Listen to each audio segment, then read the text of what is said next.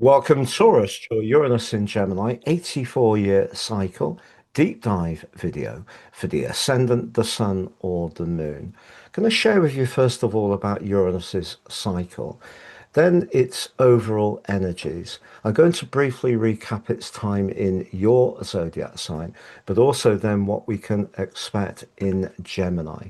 But I'm then going to share about two eclipses, one in August this year and one in February next year, which are going to interact with the position of Uranus on both occasions in a powerful way.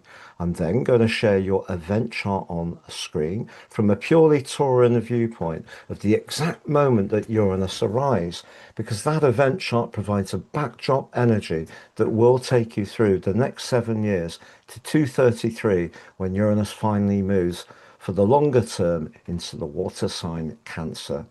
At the end of the video, you'll have a clearer idea of what you can expect in terms of your energy, work, relationships, and finances.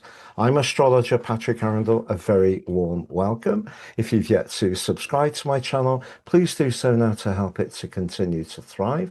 If you are going to do so, please click or tap the bell notification symbol so you do get an alert from YouTube.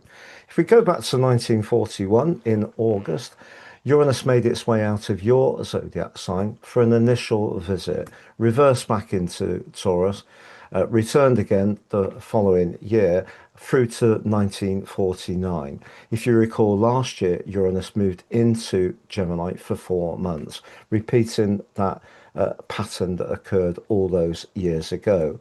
But if we add it all up in total, that cycle is 84 years. But over the next 7 years, full time, Uranus is in the epiphyseal sign of Gemini through to when it then leaves and moves full time for the longer term into the water sign of Cancer. But what is Uranus about? Well, Uranus in mythology is the ruler of the sky, and it's asking us to get in touch with our higher purpose. It's the co-regent of the sign of Aquarius, which has a duality. Saturn very much about continuity, which you appreciate, but Uranus is very much about innovation and progression. It can be linked to baptism because of that higher purpose. But through the sign of Gemini, it's in touch with that air element that it's the ruler of the sign of Aquarius. So that's very much about ideas and the expression of them, but quickly. But in terms of just recapping what's occurred for you over the last 7 years, full time since March 2019, is that you've had an opportunity to recreate your identity in some kind of fresh way. But you have a real appreciation of things being very stable, and that appreciation is very valuable to the zodiac as a whole because you bring stability. And so, although that's something you enjoy, in concurrence to Uranus being in your sign, Pluto is in your ninth house about new knowledge.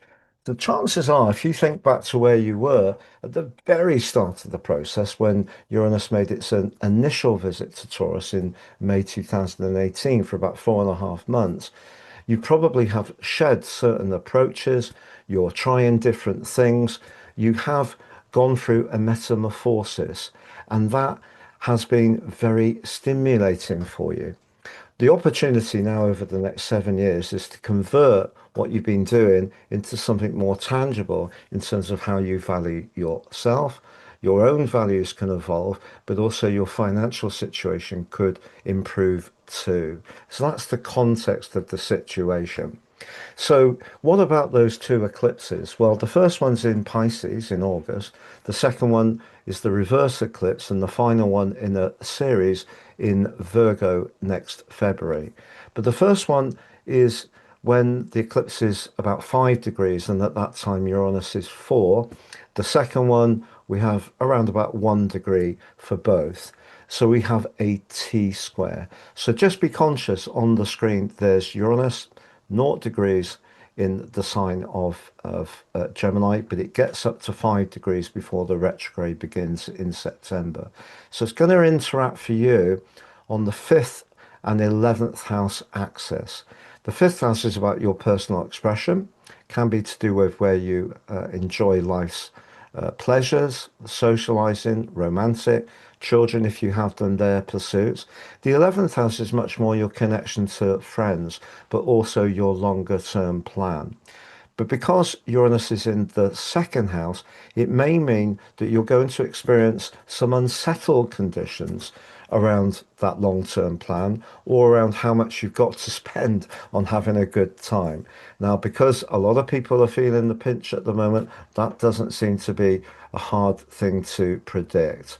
But just be aware that what's really important with Uranus, alongside your ruler as he arrives, Venus, in the second house, suggests you could be extremely inventive over the next 7 years and very successful in converting your ideas into income. But the fifth house can also be about speculation. And that's where I would just not be too impulsive, which can be a Uranus energy. So let's think about the event chart in terms of the big picture. First of all, let's look at the sun, which is in your sign. It's in a square with Pluto. Pluto appears to be transforming the way that you work, the way you connect to the world at large, or how you think about your power, how you see your power. Power doesn't mean having power over other people, it's how much power we think we have. And this points towards perhaps a little bit of frustration if you work in an environment which is a bit more structured, maybe corporate. There's a particular set of rules that you're asked to comply to.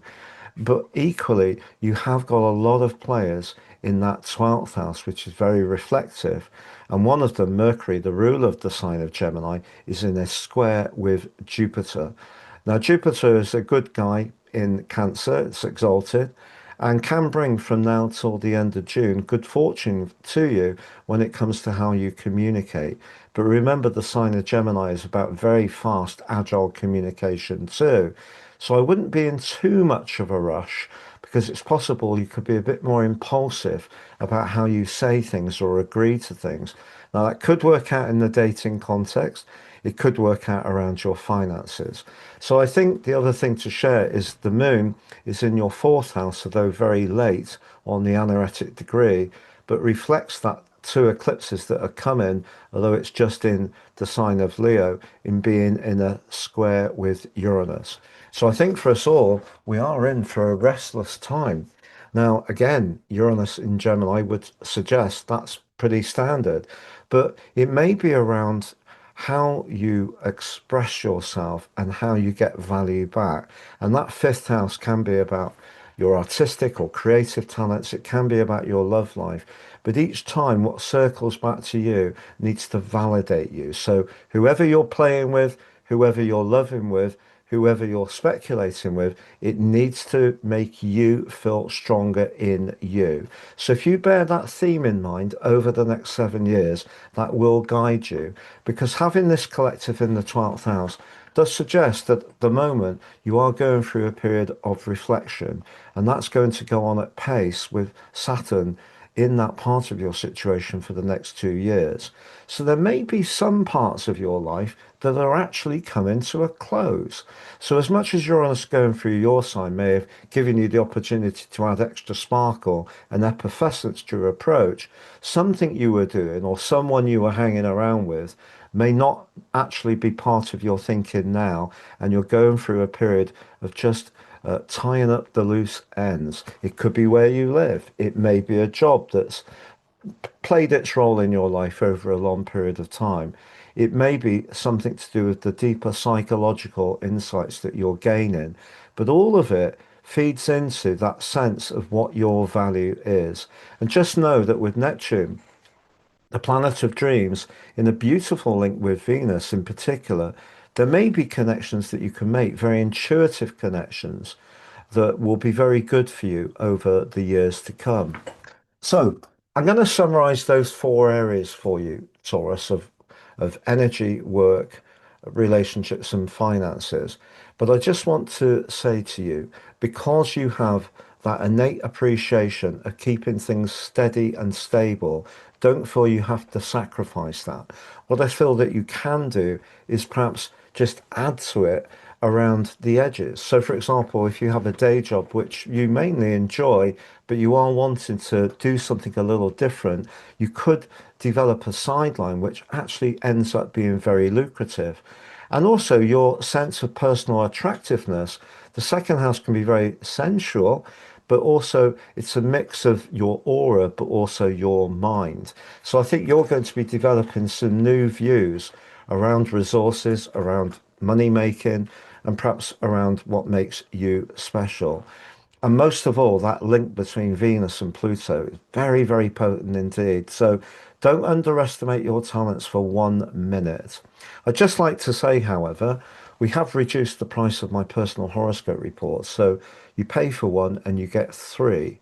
The reason we've done this is we know, particularly what's gone on recently, a lot of instability, a lot of prices have gone up.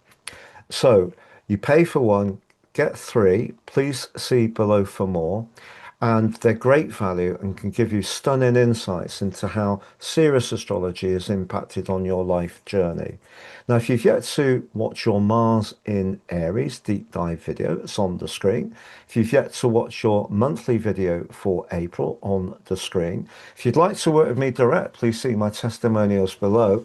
And if you'd like to get your free daily horoscope fired to your device each morning for your celestial pit stop early each day, please sign up below for more. Summarize those four areas with the collective you have Neptune, Saturn, Mars, Mercury, and Chiron all in your 12th house. The chances are you do need to be in touch with your inner world. If you're very much into personal development, if you're into spa days, any kind of healing technique or therapeutic treatment, that's going to be a very positive thing to do.